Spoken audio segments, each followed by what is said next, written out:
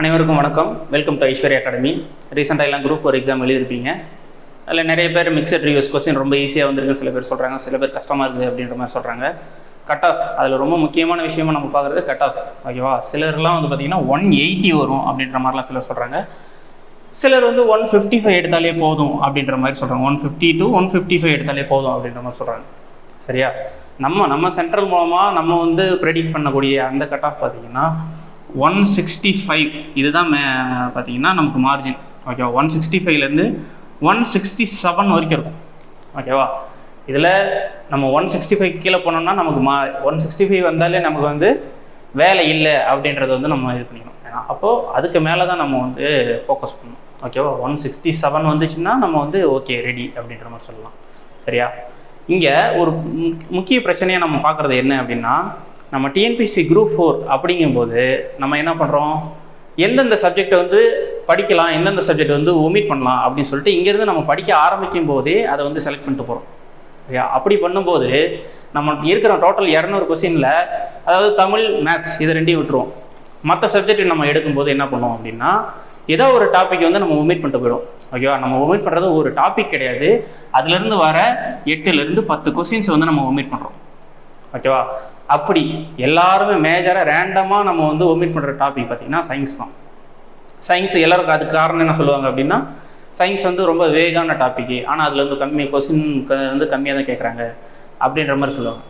ஆனால் அதையும் எப்படி ஈஸியாக நம்ம படிக்கலாம் அப்படின்றத நம்ம இங்கே வந்து பார்க்க போகிறோம். ஓகேங்களா, சயின்ஸில் ஃபஸ்ட்டு வந்து பார்த்திங்கன்னா ஃபிசிக்ஸ், கெமிஸ்ட்ரி, பயாலஜி அப்படின்ற மாதிரி ஸ்ப்ளிட் அப் பண்ணிவிட்டு ஃபஸ்ட்டு நம்ம என்ன பார்க்கலாம்னா ஃபிசிக்ஸ் பார்க்கலாம். ஓகேங்களா, ஃபிசிக்ஸில் ரொம்பவே ஈஸியான டாப்பிக்கு லைட். ஓகேவா, ஈஸியான டாப்பிக்னு நினச்சி நம்ம அப்படியே விட்டுறக்கூடாது.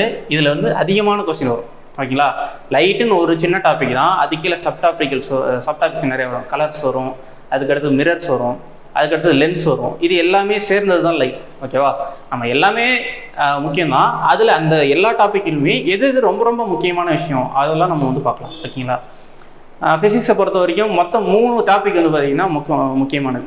ஒன்று லைட், இன்னொன்று சவுண்ட், இன்னொன்று ஹீட். இந்த 3மே எதுக்கு கீழே வரும்னா, it is a form of energy.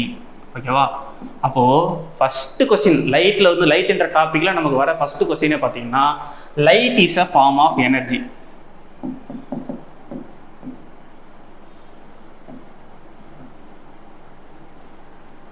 ஓகேவா, அதற்கு அடுத்தது லைட் எப்படி ட்ராவல் ஆகும், ஸ்ட்ரெயிட் லைனில் தான் ட்ராவல் ஆகும். ஓகேவா, லைட் ட்ராவல்ஸ் இன் ஸ்ட்ரெயிட் லைன். இதெல்லாம் பார்த்தீங்கன்னா பேசிக்கானது. சரி, ஸ்ட்ரெயிட் லைன் அப்படின்ற மாதிரி சொல்கிறோம். சில இடத்துல வந்து நம்ம லைட் போட்டோம் அப்படின்னா, இந்த இடத்துல ஒரு லைட் இருக்குது அப்படின்னா அது கவர் பண்ணுற ஏரியா பார்த்தீங்கன்னா இப்படி இருக்கும். ஓகேவா, ஆக்சுவலாக லைட் வந்து ஸ்ட்ரெயிட் லைனில் தான் ட்ராவல் ஆகும். ஆனால் லைட் ஒமிட் பண்ணுது இல்லைங்களா, அந்த ஒமிட் வந்து பார்த்தீங்கன்னா டோட்டல் 360 டிகிரிக்கும் பார்த்தீங்கன்னா ஒமிட் பண்ணும். ஓகேவா, ஆல்ரெடி இந்த இடத்துல கவர்டப் ஆகிருக்கிறதுனால நமக்கு என்ன கிடைக்குது, இங்கே மட்டும் தான் கிடைக்குது. அது இப்படி கொஞ்சம் ப்ராடாக நமக்கு கிடைக்குது. ஓகேங்களா, அப்போ எல்லா இடத்துலையுமே பார்த்தீங்கன்னா ஸ்ட்ரெயிட் லைனாக தான் ட்ராவல் ஆகும். ஓகேவா, இப்படி ட்ராவல். இப்போ நம்ம என்ன கிடைக்குது அப்படின்னா, லைட் வந்து ஸ்ட்ரெயிட் லைனாக ட்ராவல் ஆகும், அது 360 டிகிரிக்கு வந்து பார்த்தீங்கன்னா எமிட் பண்ணும். இது நமக்கு புரிஞ்சிருச்சு. அதுக்கடுத்து இது என்ன டைப் ஆஃப் வேவ் அப்படின்னு சொல்லி பார்த்தோம் அப்படின்னா டிராவர்ஸ் வேவ்னு சொல்லுவாங்க. ஓகேவா, தமிழில் சொல்கிறேன், ஒளி எப்போதுமே பார்த்தீங்கன்னா நேர்கோட்டில் தான் பயணிக்கும். ஓகேவா, 369 பாகைக்கு 369 டிகிரிக்கும் வந்து பார்த்தீங்கன்னா அது வந்து ஒமிட் பண்ணப்படும். ஓகேவா, அடுத்தது நெட்டலையாக தான் பரவும். ஓகேவா, இதெல்லாம் ரொம்ப முக்கியமான டாபிக். இப்போது இதில் நம்ம இன்னும் ரொம்ப அடுத்ததாக என்னென்ன பார்க்க போகிறோம் அப்படின்னா வந்து பார்த்தீங்கன்னா, லைட்டை பொறுத்த வரைக்கும் ஒன்று லைட் என்ன ஆகும் அப்படின்னா ரிஃப்ளெக்ட் ஆகும். ஓகேவா, எதிரொலிக்கும். அடுத்தது வந்து பார்த்தீங்கன்னா ரெஃப்ராக்ட் ஆகும். ஓகேவா, அது என்ன ஆகும்னா சப்மர்ஜ் ஆகும், அதாவது வந்து பார்த்தீங்கன்னா ஊடுருவும். ஓகேவா, அதற்கடுத்தது வந்து பார்த்தீங்கன்னா முழு வகை எதிரொலிப்பு, டோட்டல் இன்டர்னல் ரெஃப்ளெக்ஷன் அப்படின்ற மாதிரி பார்ப்போம். ஓகேங்களா, இது 3 டாபிக் முக்கியம். இந்த ரெஃப்ராக்ஷன் சொன்னோம் இல்லைங்களா, இந்த ரெஃப்ராக்ஷனுக்கு அடுத்ததாக வந்து பார்த்தீங்கன்னா இப்போ ஒரு ஒளி போகுது, ஒளி ஒரு இடத்துல பட்டு ரிஃப்ளெக்ட் ஆகுது. அப்படி ரிஃப்ளெக்ட் ஆகலைன்னா அந்த சைடு போகும். ஓகேங்களா, இது ரிஃப்ராக்ஷன் சொல்லுவோம். அடுத்தது வந்து பார்த்தீங்கன்னா டோட்டல் இன்டர்னல் ரிஃப்ளெக்ஷன் சொல்லுவோம். இதுக்கு அப்புறமா வந்து பார்த்தீங்கன்னா நிழல்கள். ஓகேங்களா, ஷேடோஸ். இந்த நாளும் தான் பேசிக்காக நம்ம பார்க்க வேண்டியது. ஓகேங்களா. இதுல ஃபர்ஸ்ட் நம்ம என்ன பார்க்க போறோம், ரிஃப்ளெக்ஷன் வந்து பார்க்க போறோம். ஓகேங்களா.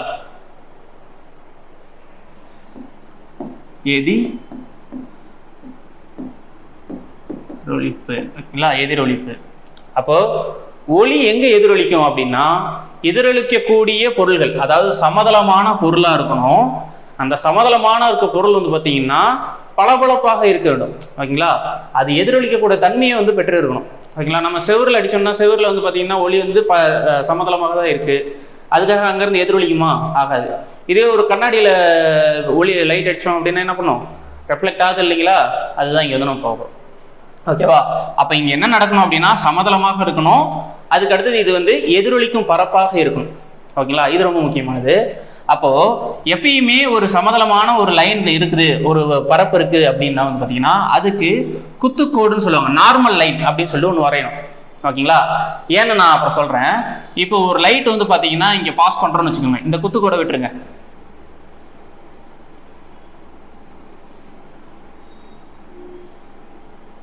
ஓகேவா. இப்படி ஒரு சமதளமான பகுதி இருக்கு,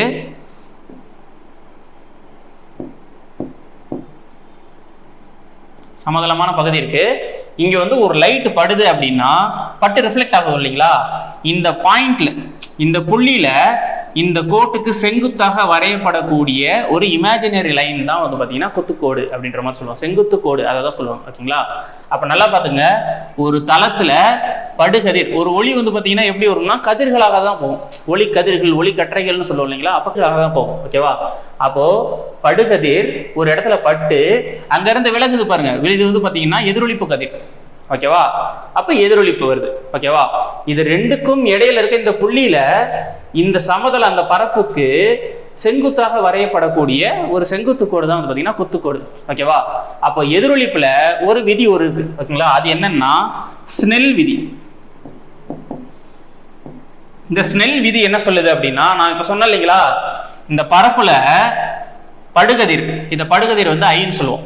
ஓகேவா. எதிரொலிப்பு கதிர் இது வந்து ஆறுன்னு சொல்லுவோம். அதற்கு அடுத்து இந்த குத்துக்கோடு, இது எங்கேயும், இந்த மூணு எங்க இருக்குது பாத்தீங்கன்னா ஒரு புள்ளியில தான் இருக்கு, அதுதான் வந்து பாத்தீங்கன்னா முதல் விதி. அப்ப என்ன சொல்லுவாங்க, படுகதிர், எதிரொலிப்பு கதிர், குத்துக்கோடு, இது மூணு எங்க அமையும், ஒரே தளத்துல ஒரே புள்ளியில் அமையும். இதுதான் வந்து பாத்தீங்கன்னா ஸ்னெல்லுடைய முதல் விதி. ஓகேவா. அடுத்தது, இப்போ இந்த படுகதிர் போகுது இல்லையா, படுகதிருக்கும் இந்த குத்துக்கோடுக்கும் இடையில ஒரு ஆங்கிள் ஃபார்ம் ஆகும். ஓகேவா. ஒரு கோணம் ஃபார்ம் ஆகும். இது வந்து என்ன சொல்லுவாங்கன்னா ஆங்கிள் ஐ. ஓகேங்களா. ஆங்கிள் ஆஃப் இன்சிடென்ஸ் அப்படின்ற மாதிரி சொல்லுவோம். படுகதிருக்கான படுகோணம்னு சொல்லுவோம். ஓகேவா. அதுக்கு அடுத்தது இங்க இருந்து பட்டு ரிஃப்ளெக்ட் ஆகுது இல்லைங்களா, இது எதிரொலிப்பு கோணம் அப்படின்னு சொல்லுவோம். ஓகேவா. அப்ப படுகோணமும் எதிரொலிப்பு கோணமும் இங்க சமம். இதுதான் வந்து பாத்தீங்கன்னா ஸ்னெல் விதியோட இரண்டாவது விதி. ஓகேங்களா. அப்ப ஸ்னெல் விதியோட முதல் விதி என்ன, படுகதிர், எதிரொலிப்பு கதிர், குத்துக்கோடு, இது மூணும் ஒரே புள்ளியில அமையும், ஒரே தளத்துல அமையும். ஓகேவா.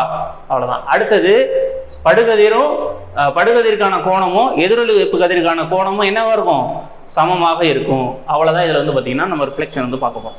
ஓகேவா. இப்போ இது சமபரப்பா இருக்கும் போது ரிஃப்ளெக்ஷன் ஆயிடுது. சமபரப்பா இல்ல ஆனாலும் அது பளபளப்பான பகுதியா இருக்குது அப்படின்னா இந்த ஸ்னெல் விதி பயன்படுமானா பயன்படாது. ஓகேவா. அப்ப என்ன நடக்கும், சமதள பரப்புல மட்டும்தான் இந்த ஸ்னெல் விதி பாத்தீங்கன்னா உபயோகிக்கும். ஒரு கண்ணாடி இருக்கு, கண்ணாடி வந்து பாத்தீங்கன்னா இப்படி வளைஞ்சு வளைஞ்சு இருக்கு, அப்போ இங்க படுது அப்படின்னா இப்படி வரும். அப்ப இந்த குத்துக்கோடு பார்த்தோம்னா படுகதிரும் எதிரொலிப்பு கதிரும் பாருங்க மாறி மாறி வரும். ஓகேவா. அதோடைய கோணங்கள் வந்து பாத்தீங்கன்னா மாறி மாறி வரும். அப்போ இந்த படுகதிர், எதிரொலிப்பு கதிர் இது ரெண்டும் சமமாக இருக்கிறது, அதோடைய கோணங்கள் சமமாக இருக்கிறது பாத்தீங்கன்னா ஒரு சம பரப்புல, ஒரு சமதளத்துல படும்போது மட்டும்தான் இது வந்து ஒர்க் ஆகும். ஓகேங்களா. அதுக்கடுத்து எதிரொலிப்பு பார்த்தாச்சு. அதற்கு அடுத்தது பாத்தீங்கன்னா ஒளி விலகல். ஓகேவா. இப்போ நம்ம என்ன பார்த்தோம், ஒரு ஒளி பட்டு விலகம் அடையுது. ஓகேவா. இதுவே ஊடுருவி செல்லக்கூடிய ஒரு பகுதியா இருக்கு. ஓகேங்களா. இங்க இருந்து ஒரு கண்ணாடி இருக்குது, இந்த கண்ணாடியில இந்த சைடு பாதரசம் தடவி இருக்கும்போது, அதாவது ரெஃப்ளெக்டிவ் பாடி தடவி இருக்கும்போது பட்டு என்ன பண்ணும்னா ரிஃப்ளெக்ட் ஆகும். ஓகேவா. இந்த இடத்துல ரெஃப்ளெக்டிவ் பாடியே கிடையாது அப்படின்னா என்ன பண்ணும் அப்படின்னா படுகதிர் இப்படியே போகும். ஓகேவா. இந்த இடத்துலயும் காற்று தான் இருக்கு, இந்த இடத்துலயும் காற்று தான் இருக்கு, அப்படிங்கும் போது இதுல எந்த மாற்றமும் நிகழாது. சரிங்களா. அப்போ இங்க இருக்கிற மீடியமும் சமம். அப்ப என்ன நடக்காது, எந்த ஒரு மாற்றமும் நிகழாது. ஒளி என்னவா மாறும், ஸ்ட்ரெயிட் லைனா போயிட்டே இருக்கும். நம்ம ஃபர்ஸ்ட் சொன்ன பாத்தீங்களா விதி, ஒளி வந்து பாத்தீங்கன்னா எப்பயுமே நேர்கோட்டுல பயணிக்கும்னு சொல்லி சொன்னோம் இல்லையா, அந்த நேர்கோட்டிலே தான் பயணிச்சுட்டு இருக்கும். சப்போஸ் இங்க காற்று இருக்கு, இங்க நீர் இருக்கு அப்படிங்கும்போது பாத்தீங்கன்னா இங்க இருக்கிற ஊடகமும் இங்க இருக்கிற ஊடகமும் வெவ்வேறு. அப்ப என்ன நடக்கும் அப்படின்னா இங்க இருந்து இங்க போகும்போது ஒளி வந்து இப்படி விலகி போகும். ஓகேவா? நம்ம குறிப்பா பாத்தீங்கன்னா ஒரு டம்ளர்ல வந்து பாதி அளவு தண்ணி ஊற்றி வச்சுட்டு ஒரு பென்சில் பாதி அளவு தண்ணி ஊற்றி வச்சுட்டு ஒரு பென்சிலை இப்படி போட்டோம்னு வச்சுக்கோங்களேன், இங்க இருந்து போடுற வரைக்கும் இருக்கும், அப்புறம் இங்கே கொஞ்சம் வளைஞ்சிருக்கிற மாதிரி இருக்கும். அதுக்கு காரணம் என்னன்னா பென்சில் வளைஞ்சிருச்சோம்னா வளையல, அங்க என்ன நடந்திருக்குது, அதுல இருந்து வர ஒளி கதிர்கள் இருக்கு இல்லையா, அது வந்து மாறி இருக்கு, அதோட பாதையில இருந்து விலகி இருக்கு. அது நம்ம பார்க்கும்போது என்னவா தெரியுது அப்படின்னா அது வந்து தன்னை வளைஞ்சிருக்கிற மாதிரி நமக்கு காமிக்குது. ஓகேங்களா? இதுதான் முக்கியமானது. இதுதான் நம்ம என்ன சொல்லுவோம் அப்படின்னா ஒளி விலகல் அப்படின்ற மாதிரி சொல்லுவோம். ஓகேவா? இதோடைய கான்செப்ட் என்னன்னு சொல்லுவோம் அப்படின்னா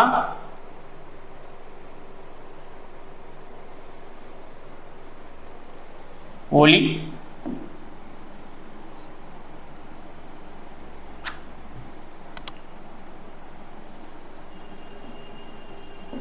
ஒளி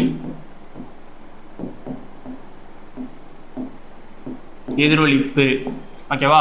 இங்க என்ன நடக்கும் அப்படின்னா ஒளி விலகல், ஒளி எதிரொலிப்பு பார்த்தாச்சு. அடுத்தது பாத்தீங்கன்னா ஒளி விலகல். சரியா? இங்க என்ன நடக்கும் அப்படின்னா இது ஒரு மீடியம். ஓகேவா? இது வந்து இன்னும் எப்படி சொல்லுவாங்க அப்படின்னா அடர் குறை ஊடகம்னு சொல்லுவாங்க, அடர் மிகுந்த ஊடகம்னு சொல்லுவாங்க. இது வந்து ரேரர் மீடியம். கீழே இருக்குது நீர் பாத்தீங்கன்னா டென்சர் மீடியம். ஒன்றும் இல்லை, காற்றோடைய அடர்த்தி குறைவு, நீரோடைய அடர்த்தி அதிகம். ஓகேவா? அதுதான் இங்க வந்து சொல்லியிருக்காங்க. அப்போ இது அடர் குறை ஊடகம், காற்று வந்து அடர் குறை ஊடகம், நீர் பார்த்தீங்கன்னா அடர் மிகு ஊடகம். அப்போ அடர் குறை ஊடகத்துல இருந்து இந்த இடத்துல வந்து பார்த்தீங்கன்னா நான் எப்பயுமே என்ன சொன்னோம், ஒரு நார்மல் லைன் வந்து வரைஞ்சிக்க சொன்னோம், செங்குத்து கோடு வரைஞ்சிக்க சொன்னோம் இல்லைங்களா? அப்போ நார்மல் லைன் எப்படி நடக்கும் அப்படின்னா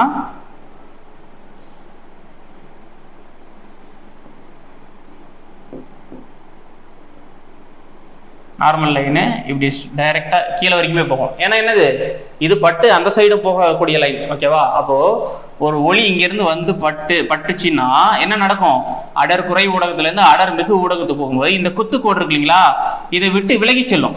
அப்ப இந்த ஆங்கிளை விட இந்த ஆங்கிள் என்னவா இருக்கும், அதிகமா இருக்கும். ஓகேங்களா?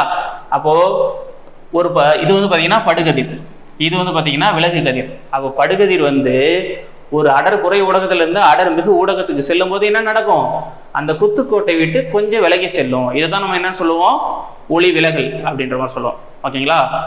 அதற்கு அடுத்தது இப்போ இந்த ஒளி விலகல் வந்து பாத்தீங்கன்னா இந்த டிகிரி இருக்கு இல்லையா, இந்த டிகிரி வந்து ஒரு மாறுநிலை கோணம்னு சொல்லுவாங்க, கிரிட்டிக்கல் ஆங்கிள்னு சொல்லுவாங்க. அந்த கிரிட்டிக்கல் ஆங்கிள் என்னன்னா 90 டிகிரி. ஓகேவா? இதுக்கு இடையில இருக்கிற அந்த ஆங்கிள் இருக்கு இல்லைங்களா, இந்த ஆங்கிள் பாத்தீங்கன்னா 90 டிகிரியை தாண்டும் பொழுது அது என்னவா மாறும், முழு அகை எதிரொலிப்பா மாறும். ஓகேங்களா? ஃபார் எக்ஸாம்பிள் சொல்றேன் பாருங்க. இப்ப இந்த இருக்கு, இங்க பட்டு இப்படி விலகி போகுது இல்லைங்களா, இந்த விலகி போறது இங்க குத்துக்கோடு என்னன்னு சொல்லுவாங்க அப்படின்னா இப்படி சொல்லுவாங்க. ஓகேங்களா? அப்போ இதோடைய ஆங்கிள் பாத்தீங்கன்னா 90 டிகிரி இங்க இருக்கும், அங்க இருந்து பட்டு என்ன நடக்குது, இப்படி விலகி போகுது. அப்படி இப்படி விலகி போகும்போது வந்து பாத்தீங்கன்னா இங்க இருந்து வெளியே போகாது, அதுக்குள்ளாரையே சுத்தம். ஓகேங்களா? இந்த அகத்துக்குள்ளாரே இப்படியே வந்து ரிஃப்ளெக்ட் போயிட்டே இருக்கும். இதை தான் பாத்தீங்கன்னா முழு அகை எதிரொலிப்பு அப்படின்ற மாதிரி சொல்லுவாங்க. ஓகேவா? இந்த முழு அகை எதிரொலிப்புடைய முக்கியமான ஒரு பயன்பாடு என்ன அப்படின்னா ஃபைபர் ஆப்டிக்ஸ்னு சொல்லுவாங்க. ஆப்டிக்கல் ஃபைபர் ஒளி இழைகள்னு சொல்லுவாங்க. நம்ம இப்போ வீட்டில எல்லாம் இன்டர்நெட் கனெக்ஷனுக்கு கொடுக்குறாங்க இல்லையா, முன்னெல்லாம் ஒரு பெரிய ஒயர் கொடுத்துருப்பாங்க, இப்போ சின்னதாக வந்து பார்த்தீங்கன்னா ஒரு கண்ணாடி பீஸ் மாதிரி கொடுத்துருப்பாங்க. ஓகேங்களா? அதுக்குள்ளார என்ன நடக்குது, அதுக்குள்ளார இந்த லைட்டு தான் என்னவா மாறுதுன்னா டேட்டாவாக டிரான்ஸ்ஃபர் ஆகுது. ஓகேங்களா? அப்போ முழு எதிரொலிப்புக்கான எடுத்துக்காட்டு பார்த்தீங்கன்னா ஆப்டிக்கல் ஃபைபர். ஓகேவா? நம்ம என்ன பார்த்துருக்கோம், ஒளி விலகல் பார்த்துருக்கோம், ஒளி எதிரொலிப்பு பார்த்துருக்கோம். ஓகேவா? அடுத்தது முழு அகை எதிரொலிப்பையும் பார்த்துட்டோம். ஓகேவா? அடுத்ததான் நம்ம முக்கியமா பார்க்க போறது என்னன்னா நிழல். ஓகேங்களா? நிழல் அப்படிங்கும்போது வந்து பாத்தீங்கன்னா 3 விஷயம் முக்கியமா தேவை. ஒன்னு வந்து பாத்தீங்கன்னா அப்கோர்ஸ் லைட்டு தேவை, அதற்கு அடுத்தது வந்து பாத்தீங்கன்னா ஒரு பொருள் தேவை. இந்த ஒளி வந்து பாத்தீங்கன்னா இந்த பொருள் மேல படும்போது தான் அதுக்கு வந்து பாத்தீங்கன்னா நிழல் விழும். நிழல் எங்க விழும், அது விழுவதற்கான ஒரு திரை தேவை. ஓகேங்களா? இப்போ சூரியன் இருக்கு, சூரியன் பொருள் இருக்கும், நம்ம தான் பொருள் இருக்கோம், சூரிய ஒளி நம்ம மேல படும்போது என்ன நடக்கும், நமக்கு பின்னாடி நிழல் விழு இல்லைங்களா, அந்த நிழல் விழுறதுக்கு ஒரு திரை தேவை. ஓகேவா? இதுல ஃபர்ஸ்ட் ரூல் என்னன்னு பாத்தீங்கன்னா இந்த ஒளியா இருக்கட்டும், இந்த பொருளா இருக்கட்டும், இந்த நிழலா இருக்கட்டும், இந்த 3 நேர்கோட்டுல தான் இருக்கும் அப்படின்ற மாதிரி சொல்றாங்க.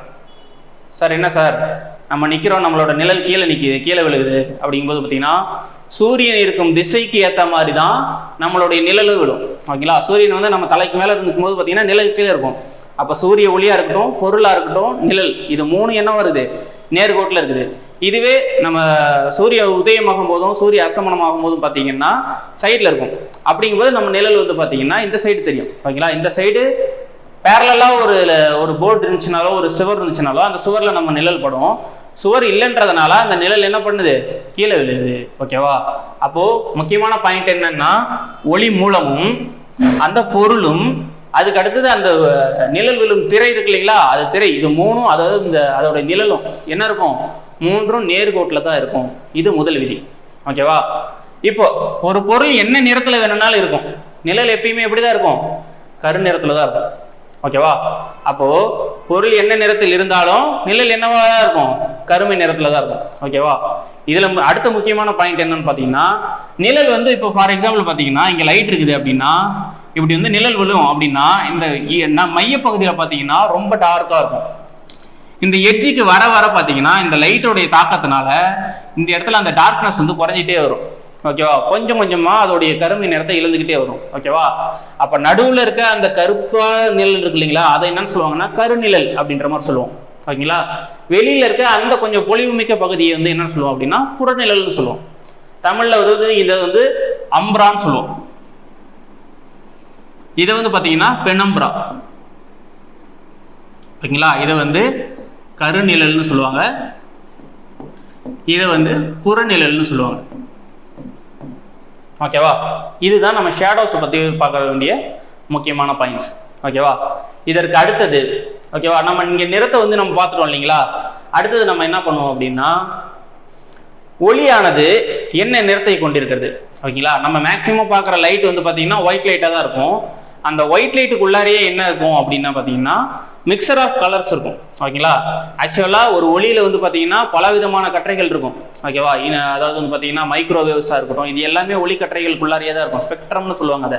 ஓகேவா? அதுல நம்ம கண்ணால் காணக்கூடிய ஒளி பாத்தீங்கன்னா கண்ணுறு ஒளின்னு சொல்லுவாங்க. கண்ணுறு ஒளி. என்ன கண்ணுறு ஒளி அப்படின்னா பாத்தீங்கன்னா வானவில் கலர் இருக்கு இல்லைங்களா, விப்ஜிஆர், அதுதான் VIBGYOR, violet, indigo, blue, green, yellow, அதுக்கு அடுத்தது ஆரஞ்சு, அடுத்தது ரெட். ஓகேவா? இந்த 7 வண்ணங்களும் தான் நமக்கு கண்ணுக்கு புலப்படக்கூடிய ஒளி. ஓகேங்களா? இது இல்லாம சில ஒளிகள் வந்து நம்ம சொல்லுவோம். ஓகேங்களா? இந்த ரெட்டை விட தாண்டி போகும்போது என்னன்னு சொல்லுவாங்க அப்படின்னா அகச்சிவப்பு கதிர்கள் சொல்லுவாங்க. அக சிவப்பு. அப்ப என்னது? இன்ஃப்ரா ரெட்னு சொல்லுவாங்க. இந்த வயலட்டை தாண்டி போகும்போது பாத்தீங்கன்னா புற ஊதா கதிர்கள் அப்படின்னு சொல்லுவாங்க. ஓகேவா? அப்ப நமக்கு கண்ணுக்கு புலப்படக்கூடிய ஒளி வந்து பாத்தீங்கன்னா இந்த விப்ஜிஆர், இந்த 7 நிறங்கள் தான். ஓகேவா? அந்த ரெட்டை தாண்டி அந்தாண்ட போயிடுச்சுன்னா அது அகச்சிவப்பு கதிர் ஆயிடும். வயலட்டை தாண்டி என்ன வந்துருச்சுன்னா என்னவா இருக்கும்? புற ஊதா கதிர்களா இருக்கும். ஓகேவா? இவ்வளவுதான் நம்ம பார்க்க வேண்டியது. இதுல ஒவ்வொரு ஒளியும் எப்படி டிஃபரன்ஷியேட் பண்றதுன்னு பாத்தீங்கன்னா ஒவ்வொரு ஒளிக்கும் தனித்தனியான அலைநீளங்கள் இருக்கும். ஓகேங்களா? வேவ் லென்த்னு சொல்லுவாங்க. வேவ் லென்த் இது என்னன்னு குறிப்பிடுவோம் அப்படின்னா லாம்டா அப்படின்ற மாதிரி குறிப்பிடுவோம். ஓகேவா? அப்போ ஒவ்வொரு ஒளிக்கும் ஒவ்வொரு நிறத்திற்கும் பாத்தீங்கன்னா தனித்தனியான அலைநீளங்கள் வந்து இருக்கும். ஓகேவா? அதை வச்சுதான் அந்த நிறங்களை வந்து வேறுபடுத்தி பார்க்க முடியும். ஓகேங்களா? இப்போ நல்லா பாத்தீங்கன்னா ஒரு ஒயிட் லைட் வருது. ஓகேவா? இந்த ஒயிட் லைட்ல நம்ம எப்படி சார் இந்த நிறங்களை பிரிகி அடைய செய்யணும் அப்படின்னா ஒளி சிதறல் அப்படின்ற ஒரு கான்செப்ட் வரும். ஒளி சிதறல். ஓகேவா? ஒரு முப்பட்டகத்தின் வழியே, அதாவது பிரிசம்னு சொல்லுவாங்க இங்கிலீஷ்ல, இந்த முப்பட்டகத்தின் வழியே ஒளியை செலுத்தும் போது இந்த முப்பட்டகம் என்ன பண்ணும் அப்படின்னா ஒளியை வந்து பிரிகி அடைய செய்யும். 7 வண்ணங்களா வந்து என்ன பண்ணணும்? மாத்தும். Violet, indigo, blue, green, yellow, orange, red, இப்படி வந்து பிரிகி அடைய செய்யும். ஓகேங்களா? இந்த பிரிகி அடைஞ்ச ஒளியெல்லாம் மறுபடியும் வேறு முப்பட்டகத்துல மறுபடியும் சேர்க்கும் போது என்னவா மாறும் அப்படின்னா இது எல்லாம் ஒரே ஒளியா மாறும். ஓகேவா? அப்போ இங்க பட்டு அந்த ஒளிகள்லாம் சிதறுது.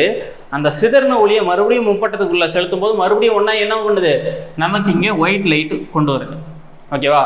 என்ன சார் இங்க பிளாக் கலரே இல்லை அப்படின்னா, எல்லா கலரும் சேர்ந்தது ஒயிட் லைட். அப்ப எந்த கலரும் இல்லைன்னா தான் அது பிளாக் லைட். ஓகேவா? அப்போ எல்லா நிறங்களும் சேர்ந்துச்சுன்னா அது என்ன கலர் கொண்டு வரும், ஒயிட் கொண்டு வரும். எந்த நிறமுமே இல்லை அப்படின்னா அங்க என்ன இருக்கும், பிளாக் கலர் தான் இருக்கும். ஓகேங்களா? அவ்வளவுதான் இதுக்குள்ள டிஃபரன்ஸ். இதுல நம்ம இன்னொன்னு என்ன பார்க்க போறோம் அப்படின்னா, நியூட்டன் தட்டு அப்படின்ற மாதிரி பார்ப்போம். ஐசக் நியூட்டன் இருக்காரு இல்லையா, அவர் என்ன பண்ணிருக்கிறாரு, ஒரு டிஸ்க் ஒன்று எடுத்துருக்கிறாரு. ஓகேவா? அந்த டிஸ்க்ல என்ன பண்ணிருக்கிறாருன்னா 7 பங்கா பிரிச்சிருக்கிறாரு. அது 7 பங்கா பிரிச்சு ஒவ்வொரு இடத்துலையும் வந்து பாத்தீங்கன்னா ஒரு நிறத்தை வந்து இன்க்ளூட் பண்ணிருக்காரு. இங்க violet, indigo, blue, green, yellow, orange, red இப்படின்னு வந்து பாத்தீங்கன்னா அங்க வந்து வண்ணம் பூசி இருக்கிறாரு. வண்ணம் பூசி இந்த டிஸ்க் வந்து வேகமா சுழல செஞ்சிருக்கிறாரு. ஓகேவா? அப்ப இந்த டிஸ்க் வந்து வேகமா சுழலும் போது நமக்கு என்ன ஒளி கிடைச்சது அப்படின்னா ஒயிட் லைட் கிடைச்சது. அப்போ இது மூலமா அவர் என்ன சொல்ல வர்றாரு அப்படின்னா, 7 வண்ணங்களும் ஒன்னா சேர்ந்துச்சுன்னா நம்ம என்ன கிடைக்கும்ன்றாரு, ஒயிட் லைட் கிடைக்கும் அப்படின்ற மாதிரி சொல்றாரு. ஓகேங்களா? இதுல இந்த லைட்டை பொறுத்த வரைக்கும், ஒளி சிதறலை பொறுத்த வரைக்கும் பாத்தீங்கன்னா நமக்கு 2 விதமான சிதறல் வந்து கிடைக்கும். ஒண்ணு வந்து பாத்தீங்கன்னா மீட்சி சிதறல்,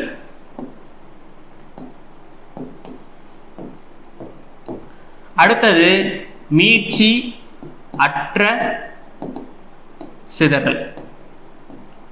ஓகேவா? ரெண்டுக்கும் பெரிய டிஃபரன்ஸ் இல்லை. இப்போ ஒரு ஒளி பட்டு நம்ம முன்ன ஒரு பிரிசம் பார்த்தோம் இல்லைங்களா, முப்பட்டகம் பார்த்தோம் இல்லைங்களா, இங்க பட்டு நிறங்கள் எல்லாம் பிரிகை அடையுது. இந்த பிரிகை அடைஞ்ச நிறங்கள்லாம் மீண்டும் ஒன்னா சேர்ந்து இந்த ஆரம்பத்துல இருந்த இந்த வெள்ளை ஒளி இருக்கு இல்லையா, அது திரும்ப வந்துச்சு இல்லையா, இதுதான் பாத்தீங்கன்னா மீட்சி சிதறல் அப்படின்ற மாதிரி சொல்றாங்க. ஓகேவா? அப்ப என்னன்னா ஒரு நிறம் பிரிகை அடைந்து மீண்டும் அது ஒன்று சேர்ந்து பழைய நிறத்திற்கே, பழைய அந்த ஃப்ரீக்வன்சி இருக்கிற நிறத்துக்கே வந்துருச்சு அப்படின்னா அது மீட்சி சிதறல்னு சொல்லுவாங்க. அப்ப அடுத்தது மீட்சி அற்ற சிதறல், மறுபடியும் அந்த பழைய நிலைக்கு வரல, அதுல ஏதோ ஒரு லைட் வந்து பாத்தீங்கன்னா மிஸ் ஆகுது அப்படிங்கும்போது அதோட ஃப்ரீக்வன்சி எல்லாம் மாறும். அப்ப மாறும்போது நமக்கு திரும்ப அந்த ஒயிட் லைட்டை கிடைக்குமானா கிடைக்காது. அததான் என்ன சொல்றாங்க அப்படின்னா மீட்சி அற்ற சிதறல்னு சொல்லுவாங்க. இது சிதறல் அடையிறதை பொறுத்து, அதாவது திரும்ப மீண்டு வரதை பொறுத்து, இது சிதறல் அடையும் விதத்தை பொறுத்து, இதோடைய கட்டமைப்புகளை பொறுத்து. ஓகேவா? இது எத்தனை விதமா பிரிகை அடையுதுன்றதை பொறுத்து இதை 4 வகையா பிரிக்கிறாங்க. ஒண்ணு வந்து பாத்தீங்கன்னா ராலே ஒளி சிதறல். ஓகேவா? ராலே ஒளி சிதறல் என்ன சொல்றாங்க அப்படின்னா, ஒரு ஒளி வந்து பாத்தீங்கன்னா சிதறல் அடைஞ்சு நம்ம முன்னே சொன்னோம் இல்லைங்களா, வேவ் லென்த் இருக்கு இல்லையா, அந்த ஒரு அலைநிலத்துக்கு ஏத்த மாதிரி அது வந்து சிதறல் அடையும் அப்படின்ற மாதிரி சொல்றாங்க. அப்போ விப்ஜிஆர் GYOR இதுல இந்த ரெட் இருக்கு இல்லைங்களா, ரெட்டுக்கு வந்து பாத்தீங்கன்னா அலைநீளம் ரொம்ப அதிகம். ஓகேவா?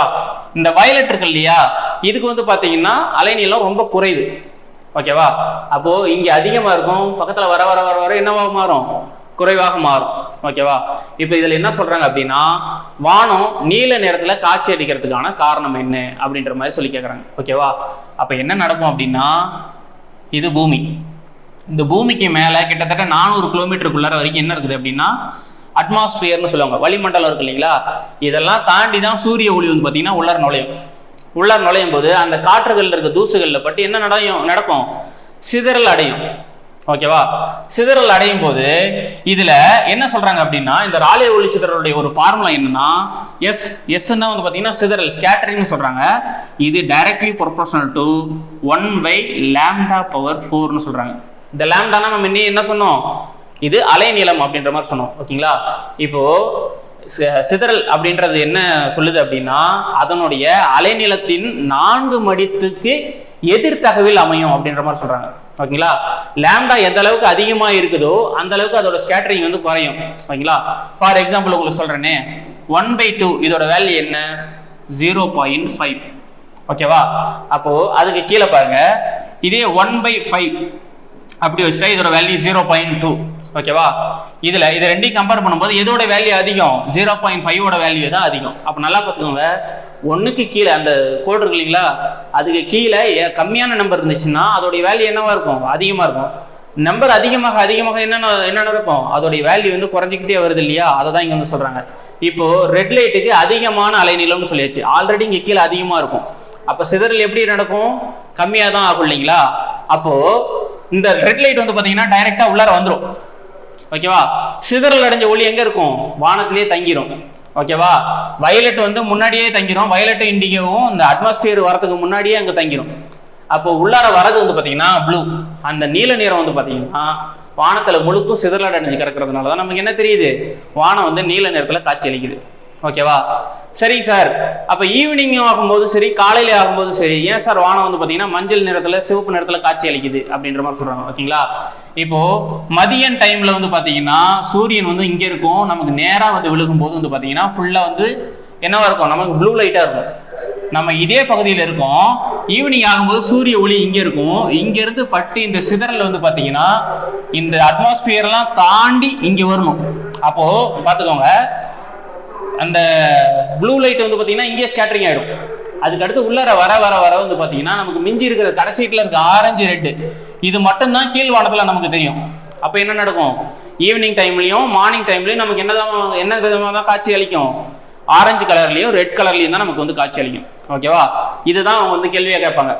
என்ன கேட்பாங்க அப்படின்னா, வானம் வந்து நீல நிறத்துக்கு காட்சி அளிக்கிறதுக்கு என்ன காரணம், ராலே ஒளிச்சிதறல். அதுக்கடுத்தது மாலை நேரங்கள்லயும் அதுக்கடுத்து காலை நேரங்கள்லயும் வானம் வந்து செவ்வானமாக காட்சி அளிக்கிறதுக்கு என்ன காரணம், ராலே ஒளிச்சிதறல். அவ்வளவுதான், முடிச்சு இல்லைங்களா. அடுத்தது பாத்தீங்கன்னா மீ ஒளிச்சிதறல். ஓகேவா. மீ ஒளிச்சிதறல்னா ஒரு ஒளி போய் சில துகள்கள் மேல பட்டு சிதறல் அடையும். ஓகேவா. அந்த சிதறடைந்த ஒளிகள்லாம் மறுபடியும் துகள்கள் மேல பட்டு ஒன்னு சேர்ந்து மறுபடியும் அதே ஒளியை காட்சி அளிக்கும். இதுக்கு எக்ஸாம்பிள் என்னன்னு சொல்லுவாங்கன்னா, வானம் வந்து அதாவது மேகம் இருக்கும் இல்லைங்களா, வானம் வேற மேகம் வேற. மேகம் வந்து என்ன நேரத்துல இருக்கும், கரெக்ட் வெண்மை நேரத்துல தான் இருக்கும். ஓகேங்களா. இப்ப மேக வெண்மை நேரத்துல காட்சி அளிக்கிறதுக்கு காரணம் என்ன, மீ ஒளி சிதறல் தான். ஓகேவா. என்ன நடக்குது அப்படின்னா, இந்த வெள்ளொளி என்ன நடக்குதுன்னா, வெள்ளொளி என்ன பண்ணுதுன்னா மேகத்துல இருக்க நீர்த்துளிகள்லயும் அதுல இருக்கிற தூசுகள்லயும் பட்டு என்ன பண்ணும் அப்படின்னா பல வண்ணங்களா பிரிகை அடையும். பிரிகை அடைந்த வண்ணங்கள் எல்லாம் ஒண்ணு சேர்ந்து என்ன நடக்கும் அப்படின்னா மறுபடியும் இந்த வெள்ளை நிறத்தையே காட்சி அளிக்கும். ஓகேவா. அதனாலதான் வானம் மேகம் வந்து பாத்தீங்கன்னா பிரைட்டா ஒயிட் கலர்ல இருக்குது. ஓகேவா. அப்போ வானம் வந்து நீல நிறத்துக்கு காட்சி அளிக்குதுன்னா ராலே ஒளிச்சிதறல். ஓகேவா. மேகம் வந்து வெண்மை நிறத்துல காட்சி அளிக்குதுன்னா அதுக்கு காரணம் என்ன, மீ ஒளிச்சிதறல். அவ்வளவுதான். ஓகேங்களா. அதற்கு அடுத்தது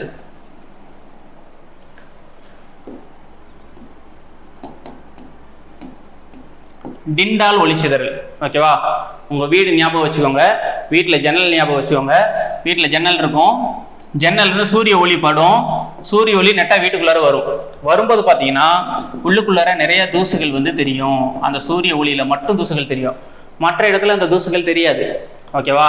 அப்ப இங்க டிண்டல் ஒளிச்சிதறல் என்ன சொல்லுது அப்படின்னா, ஒரு கூழ்ம பொருள் மீது கரைசல் பொருள்கள் மீது ஒளி படும் பொழுது அந்த ஒளி என்ன பண்ணும், பிரதிபலிக்கப்படும்.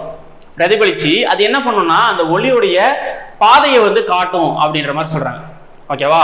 அப்போ இந்த ஜன்னல் இருக்கு இல்லையா, ஜன்னல்ல இருந்து அந்த ஒளி இருக்கு இல்லையா, அந்த ஒளி இருக்கிற பகுதிகளில் மட்டும் என்ன நடக்கும் பாத்தீங்கன்னா அது வந்து மின்னும். ஓகேவா. அந்த தூசுகள் பட்டு அந்த தூசுகள் வந்து தெரியும். ஓகேவா. மற்ற இடங்கள்ல தெரியுமானா அந்த தூசுகள் இருக்கிறதே நம்ம கண்ணுக்கு தெரியாது. அப்ப அது என்ன காட்டுது, அந்த ஒளி போகிற பாதையை வந்து காமிக்குது இல்லையா, அதுதான் என்னன்னா டிண்டால் ஒளிச்சிதறல். ஓகேவா. அவ்வளவுதான். அடுத்தது பாத்தீங்கன்னா ராமன் ஒளிச்சிதறல்.